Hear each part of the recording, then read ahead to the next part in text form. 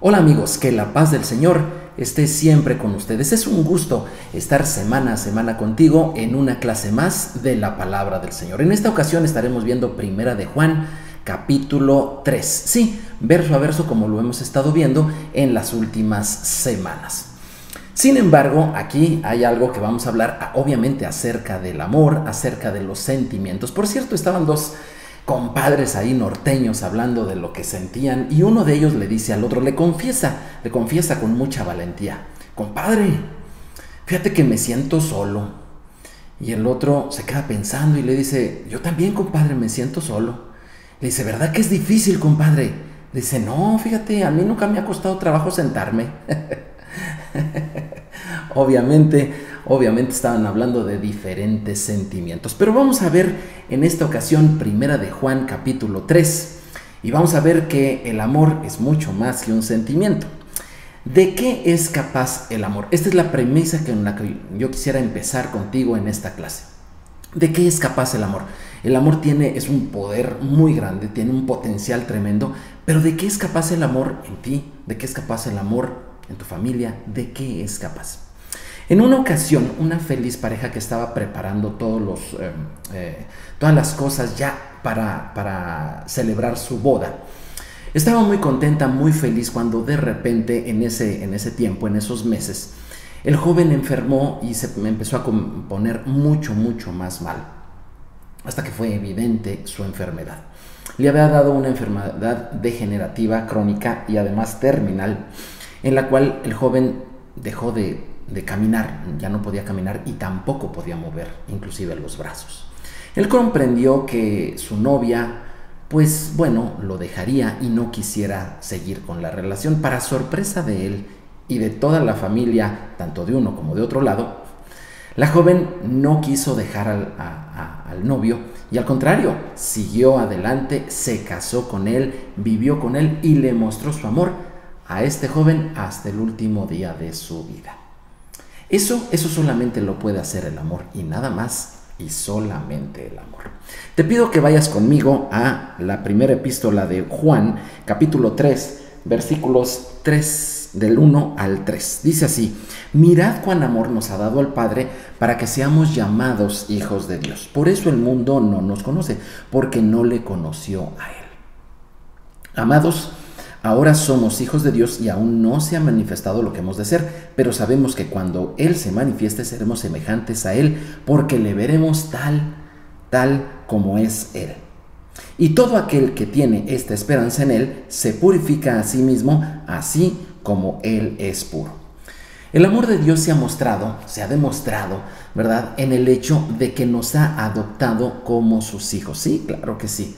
La adopción es algo muy de Dios y es algo de mucho amor. Así que si por alguna causa, hago un paréntesis, si por alguna causa tú y tu cónyuge no han podido tener hijos por cualquier causa y estén deseando, no dejes de pensar en la adopción, porque esto es algo muy de Dios. Dice: al hacernos sus hijos, Él nos dio un carácter nuevo, es lo que nos está hablando el apóstol Juan. Sí, Él te hizo completamente nuevo, una persona completamente diferente. Ahora, de eso a que estés completamente terminado, bueno, pues eso no. Eso sucederá cuando nuestro Señor Jesús regrese por segunda vez. Y entonces le veremos como Él es y será un gusto parecernos a Él, parecernos al Señor.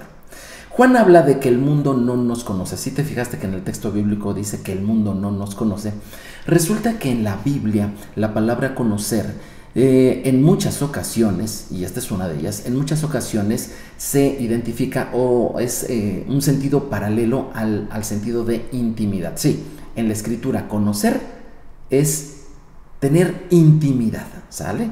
Como cuando tienes íntimos amigos, cuando tienes una relación íntima con algún familiar, con algún conocido. Ahora, la cuestión es de que dice que el mundo no nos conoce. Es decir, cuando tú le entregas la vida al Señor, cuando Él te adopta y tú le entregas la vida a Él, el mundo deja de tener esa intimidad contigo. A eso se refiere que el mundo ya no te conoce. Y en cambio empieza a crecer una intimidad, un conocimiento, ¿sí?, una intimidad con Dios. En la misma medida en que tu intimidad con el mundo disminuye, con el Señor aumenta, ¿sí? Por eso dice que no nos conoce.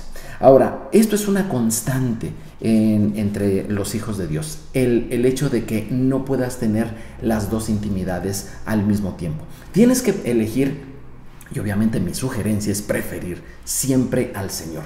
¿En qué momentos vas a tener que hacerlo? Lo vas a tener que hacer con amigos, con conocidos, con socios, con familiares, etc. Jesús lo pone de esta manera.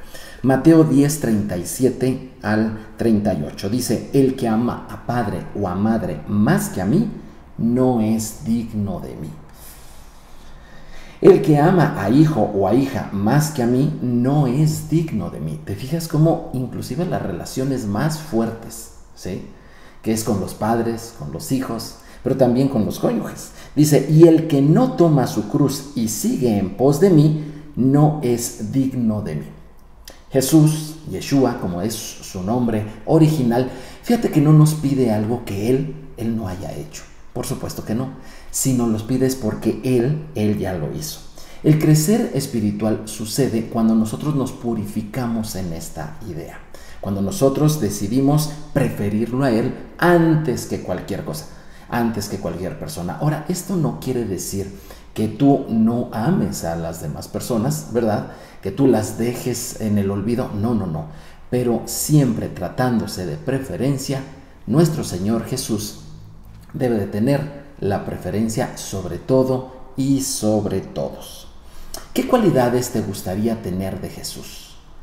¿Sabes que un día estarás delante de Él y te preparas para ese tiempo? Parecerte a Jesús es nuestra meta. Parecerte a Jesús debería ser también tu meta, ¿verdad?, para estar listos para ese día.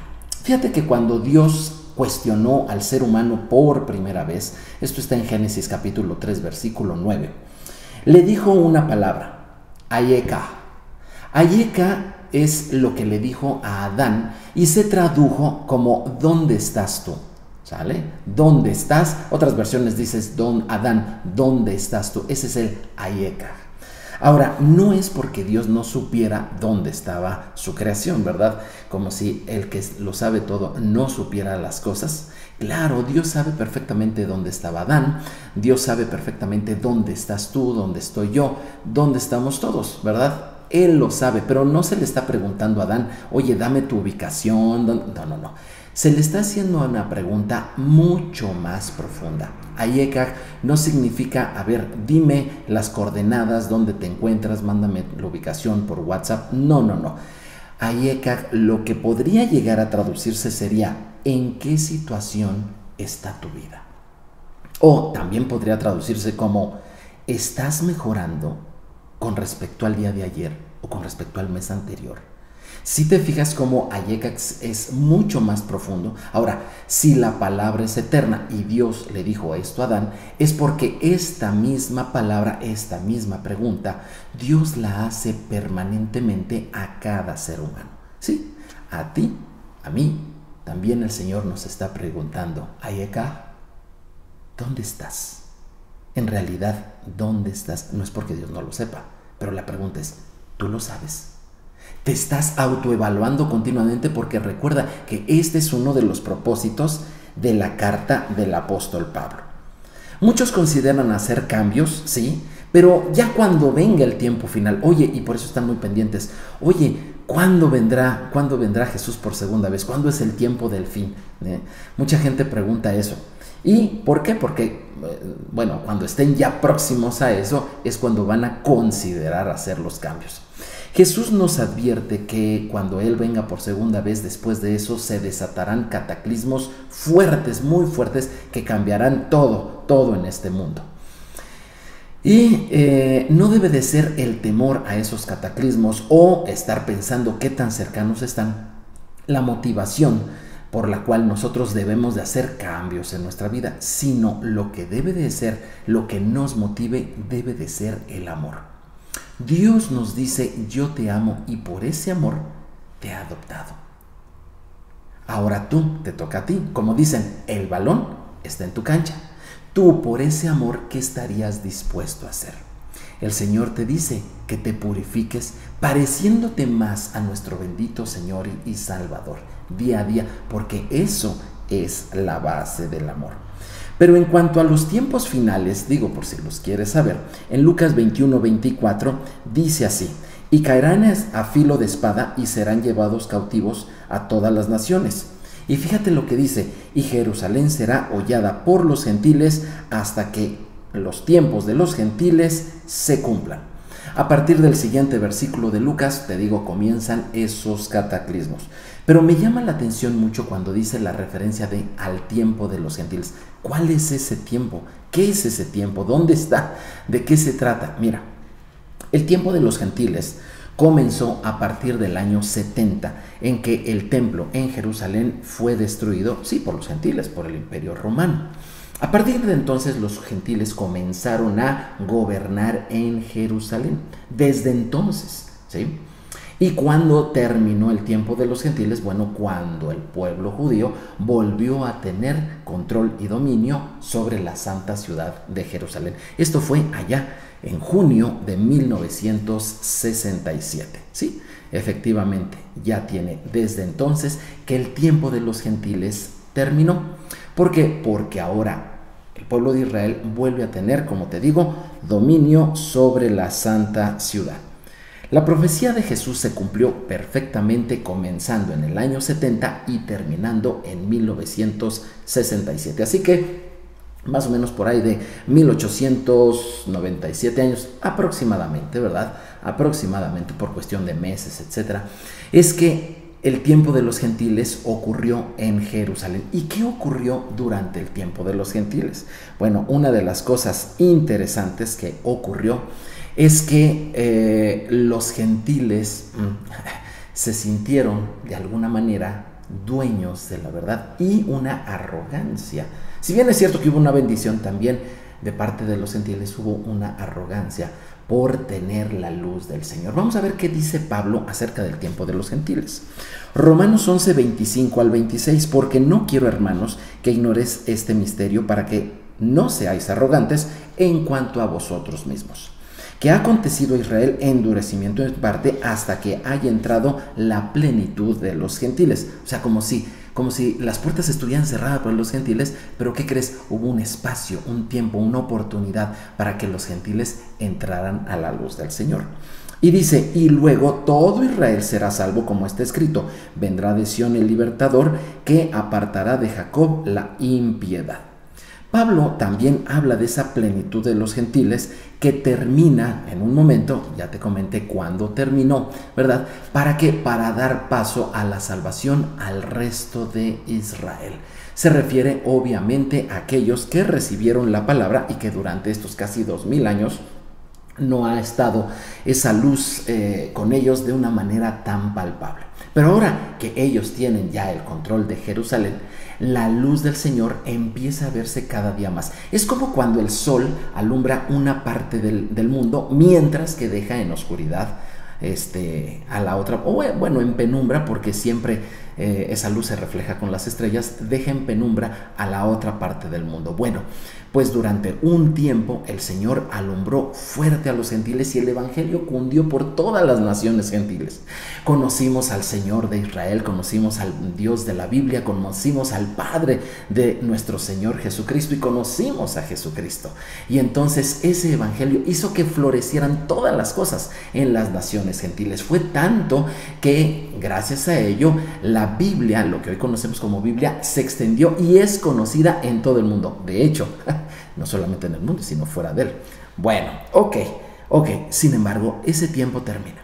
Ese tiempo termina y esa es la causa y esa es la razón por la cual ahora comienza, ¿verdad? Se invierten las cosas y ahora comienza a brillar fuerte la luz del evangelio en el pueblo de Israel, mientras que en los gentiles no está en oscuridad, pero sí como un atardecer, como una suave penumbra, permanece allí el testimonio de la luz del Señor entre las naciones gentiles. Primera de Juan capítulo 3, versículos 4 al 8, seguimos con nuestro estudio. Dice, todo aquel que comete pecado, aquí el apóstol empieza a dar algo práctico en cuanto a esto que estamos hablando del tiempo de los gentiles. Dice, todo aquel que comete pecado infringe también la ley, pues el pecado es la infracción de la ley, ¿sale? El pecado es la infracción de la Torá, seguramente como lo dijera el apóstol Juan, un judío del primer siglo. Y sabéis que él apareció para quitar nuestros pecados y no hay pecado en él. Todo aquel que permanece en él no peca, todo aquel que peca no le ha visto ni le ha conocido. Hijitos, nadie os engañe. El que hace justicia es justo como él es justo. El que practica el pecado es del diablo. Te puede parecer un poco tajante estas declaraciones, pero esta es palabra del Señor. Dice, porque el diablo peca desde el principio. Para esto apareció el Hijo de Dios, para deshacer las obras del diablo. ¡Qué maravilloso! ¡Qué maravilloso! Una persona puede llegar a estar enferma, por ejemplo, de cáncer, puede llegar a tener tumores, pero cuando es sometido de una manera correcta a un tratamiento correcto, ¿sí? Esos tratamientos deshacen esos tumores, deshacen todo ese cáncer. Algo así y muchísimo más es lo que el Señor hace en el corazón de las personas que están acostumbradas a pecar, a transgredir la Torah, a no obedecerla. El Señor, con un tratamiento maravilloso de amor, deshace todos esos tumores y la persona queda libre de esa tendencia a estar pecando. Aquí está la definición exacta de lo que es pecado. Como te dije en clases pasadas, pecar no es algo ambiguo, pecar no es algo que esté relacionado con algo, un concepto subjetivo, o que sea relativo, o que sea propio particular de una creencia, de una religión o de una fe. Es decir, de manera que una religión va a decir que es pecado, no. Un grupo va a decir que es pecado, no. Una iglesia va a decir que es pecado, no. Pecado es infringir la Torah, quebrantar la Torah. Sí, los mandamientos que están en la palabra de Dios, eso y no otra cosa, eso es pecado. Bueno, y para eso vino el Señor, para que nosotros ya no estemos, ¿sí?, sujetos a esa tendencia de pecar. La mejor forma de ser libre en nuestra vida de la presencia, la influencia o la sugerencia de los demonios es muy sencillo. Sí, yo sé que hay muchas formas en que la gente libera a otras, ¿verdad?, de esas cosas, pero la mejor, la más clara, es muy sencillo. Número 1, dejar de pecar. Y número 2, obedecer la Torah. Por sencillo que parezca, hay mucha gente que no lo ve así y piensa que siempre está necesitando de un super ungido para poder ser libre de esas presencias demoníacas. ¿A poco no? En alguna ocasión a ti te habrán dicho, oye, quiero que estoy muy temeroso porque a pesar de que creo en Jesús, se oyen ruidos en mi casa, o mis hijos no pueden dormir bien, o yo estoy sintiendo una presencia extraña ahí alrededor de donde yo ando, o cosas por el estilo. Estas cosas son ciertas. Sin embargo, la solución está en que dejemos de pecar y que obedezcamos la Torah.